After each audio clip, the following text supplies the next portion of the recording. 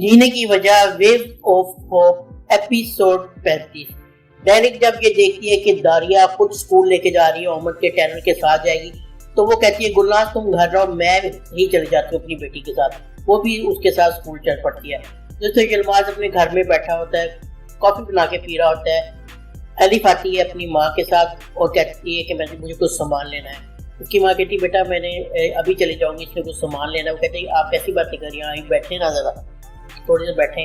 Elif की माँ कहती है बेटा जो कुछ भी हुआ वो अच्छा नहीं हुआ और मैं खुद इस बात पे परेशान हूँ। एलिफ अभी तक इस बात को एक्सेप्ट नहीं कर पा रही। यलमाज कहता है कि मैंने एलिफ को बहुत समझाने की कोशिश की है, मैंने बहुत दफ़ा उसके करीब आने की कोशिश की है, मैं उसको अकेला नहीं छोड़ना चाहता और ना छोड़ूंगा, लेकिन वो खुद ही इस तरह का रवैया इख्तियार किए हुए हैं। इतनी देर में एलिफ अपना सामान लेके आ जाती है और कहती चले चले अम्मी उठे यहाँ से, चलिए हम, और वहाँ से चली जाती है। दामना अर्दा से मिलने जाती है साहिल पे, जहाँ अर्दा ने मैसेज करके बुलाया होता है, और वो वहाँ जाके कहती है कि तुम्हारा जो भांजा है हमारे घर में आके ऐसे पड़ा जैसे एक बॉम्ब हो। वो भी अभी जो है जानता नहीं है, उसके लिए सारे अजनबी हैं, वो भी समझने में उसको टाइम लगेगा।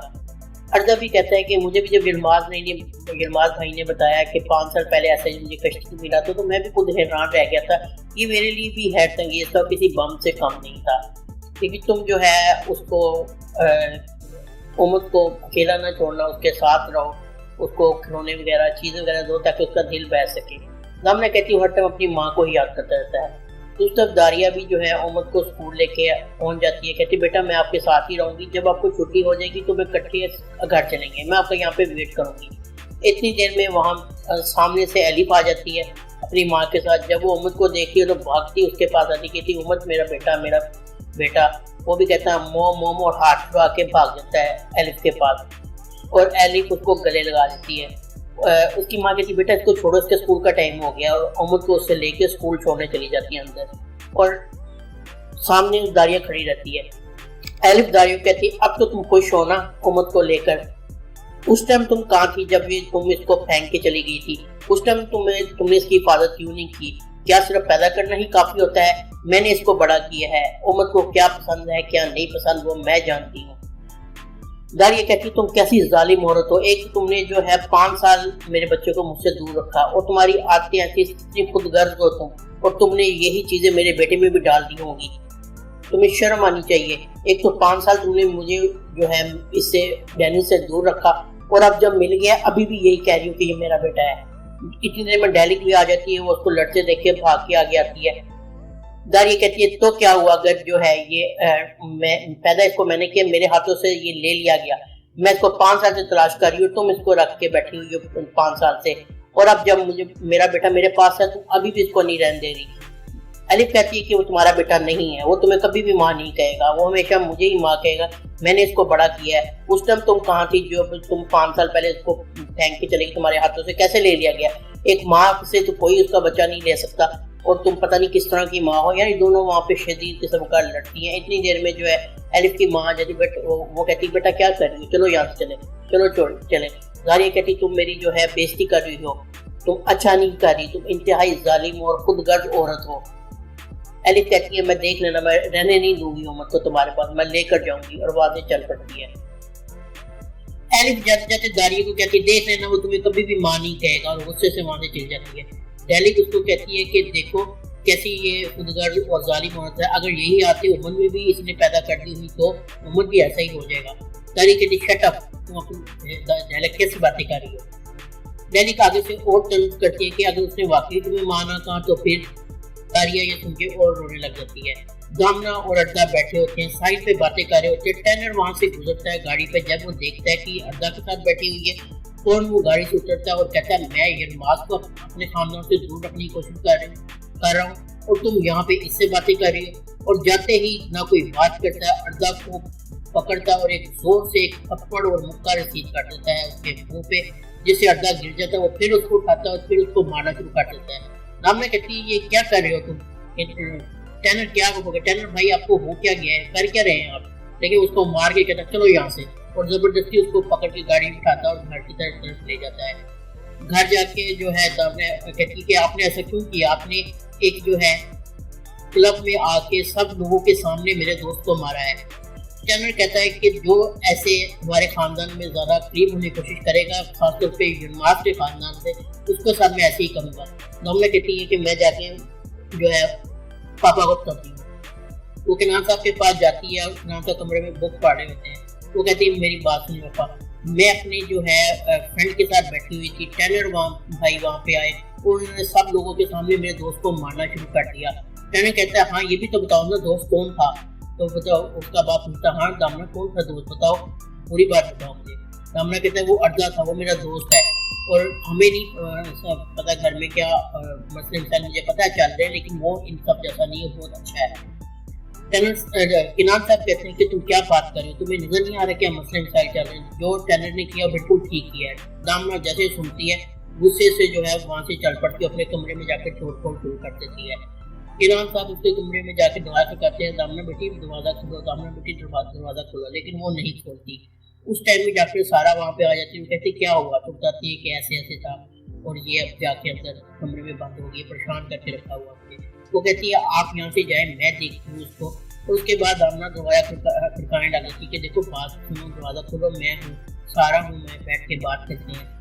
खैर दामना दरवाजा खोल देती है। वो कहती है कि मुझे पता है हालात ऐसे ठीक नहीं है, लेकिन ये भी तो कोई तरीका नहीं है ना। वो कहते हैं कि मैं तुमसे वादा करती हूँ कि सब मामला ऐसा ऐसा ठीक हो जाए, तुम परेशान मत हो, थोड़ी देर के लिए तुम जज्बात को काबू में रखो, जल्दी ये मामला हल हो जाएंगे। दूसरी तरफ जो है अर्जा मार खाने के बाद उठता है और सीधा यलमाज के घर जाता है और यलमाज को कहता है ये देखें ये मुझे मारा है। यलमाज कहते हैं ये किसने किया, मुझे उसका नाम बताओ। ये कहते हैं कि सब आपकी वजह से हुआ है, जो कुछ हम पे मुसीबतें आ रही हैं आपकी वजह से आ रहे हैं, ये मेरे चेहरे पे जो निशानात हैं मार के ये भी आपने ही डाले हैं। मैं इसी गाँव में पला बड़ा हूँ, आज तक मुझे किसी ने ऐसे नहीं मुझे हाथ लगाया, लेकिन मुझे जो है टेनर ने मारा है इस वजह से कि मैं दामना के साथ बैठा हुआ था। यलमाज कहता है मैं उसको छोड़ूंगा नहीं, और यलमाज जो है घर की तरफ अपने अर्जा अपने घर की तरफ चल पड़ता है। दूसरी तरफ एलिस जो है अपने घर आती है और कहती है कि देखा अम्मी आपने कैसे मेरी तरफ भाग के आया अहमद, वो आज भी मुझे मॉम कह रहा है, वो मुझे मिस कर रहा था। और वो कहती है कि एलिस मेरी बात सुनो, वो बहुत स्ट्रॉन्ग लोग हैं, उनके हाथ बहुत लंबे हैं, अगर वो यहाँ से अहमद को लेके किसी और मुल्क में चले गए तो तुम क्या कर लो, तुम उसको देख भी नहीं पाओगी। तो एलिस कहती है क्या वाकई अबू वो ऐसा कर सकते हैं। वो कहते हैं हाँ बेटा मैं तुम्हें यही तो समझा रहा था कि इन लोगों से क्या फायदा करने का, लड़ाई लेने का, ये लोग दूर ले जाएंगे उसको अहमद को, तो तुम देखने से भी तरफे होगी। अभी वो बातें कर ही रहे होते कि अर्जा भी आ जाता है। अर्जा को जख्मी देखे वो कहते क्या हुआ क्या हुआ क्या हुआ। वो कहते कुछ नहीं, बस वो कहते बताओ तो सही। तो बताता है कि मैं और जो है दामना बैठे हुए थे, सिर्फ मैं दामना से इस सवाल से बात करना चाह रहा था कि मेरा भांजा जो वहाँ पे है वो कैसा है, ठीक है, रो तो नहीं रहा। तो इतनी देर में टेनर वहाँ पे आ गया, उसने मुझे मारना शुरू कर दिया और कि मैं क्यों बैठा हूँ इसके साथ। उसका बाप कहते देख लिया तुमने कैसे स्ट्रॉन्ग होगा, हम उनका क्या कर सकते हैं। दूसरी तरफ किनान साहब अपने जो है घर में बैठे होते हैं तो उसको सिक्योरिटी गार्ड की कॉल आती है कि यलमाज साहब आए अंदर आना चाहते हैं। किनान साहब कहते हैं यलमाज को वहीं रोक के रखो, मैं जरा आ रहा हूँ। टैनर को भी कहते हैं कि टैनर यलमाज बाहर आया, आओ जरा चले। किनान साहब बाहर जाते हैं तो यलमाज मौजूद होता है।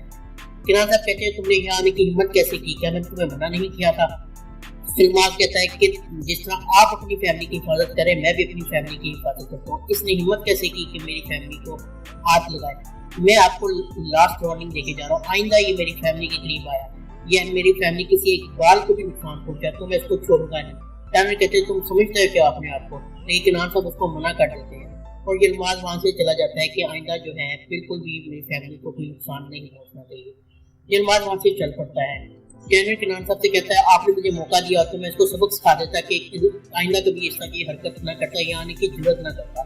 किनान साहब कहते हैं कि टैनर जरा हौसले से काम, मैं सिर्फ रिजल्ट का इंतजार कर रहा हूँ, इधर रिजल्ट आ जाए फिर इसको और इसकी बीवी को देखेंगे ये लोग क्या करते हैं, फिर इनको हम बताएंगे।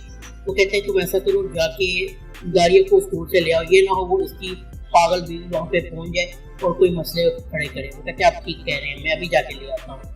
तो टैनर जो है स्कूल की तरफ चल पड़ता है। उस बैठी होती है, वो टैनर को मैसेज करती है कि मुझे सारी मामला का इल्म है लेकिन फिर भी मैं आपको मैसेज कर रही हूँ। टैनर उसको जवाब देता है कि हम अपनी पुरानी जगह पर मिलते हैं आधे घंटे में, मैं तुम्हें सारी बातें बताऊंगा, मैं काफ़ी परेशान हूँ। وہ اس کو میسج پڑھتی ہے اور کہتی ہے کہ تم آؤ تو صحیح، میں تم سے ایسے کھیلوں گی جیسے بلی چوہے سے کھیلتی ہے. ٹینٹ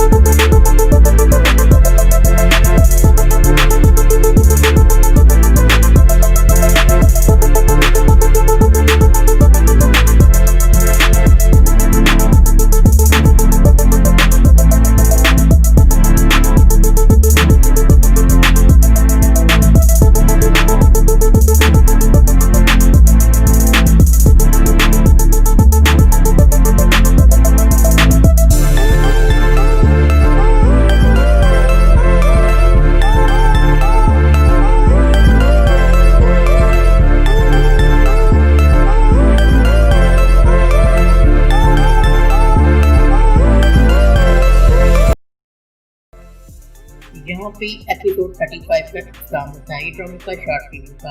امید ہے آپ کو پسند آیا ہوگا. لیٹسٹ کے ڈراموں کے ریویو کے لیے ہمارے چینل کو ضرور سبسکرائب کر لیں اور ویڈیو کو لائک ضرور کر دیں. ملتے ہیں نیکسٹ ویڈیو میں. اللہ حافظ.